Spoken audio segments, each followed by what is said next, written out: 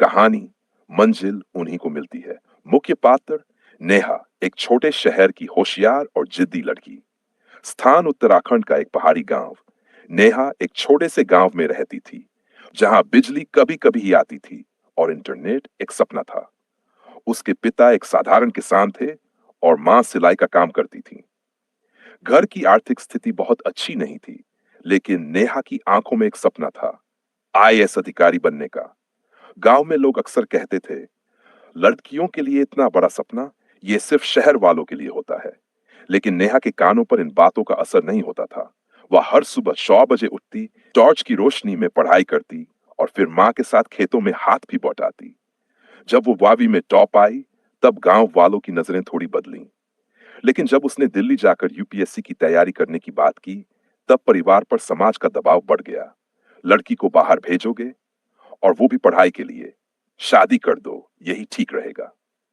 लेकिन नेहा के माता-पिता ने उसका साथ दिया। उन्होंने एक पुराना स्कूटर बेचकर नेहा को दिल्ली भेजा।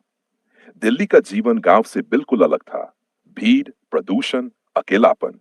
लेकिन नेहा ने हार नहीं मानी। शुरुआत में उसकी अंग्रेजी कमजोर थी। कोचिंग की क्लास में लोग हंसते थे। लेकिन उसने ठान लिया था, मंजिल उन्हीं को मिलती है जिनके सपनों में जान होती है।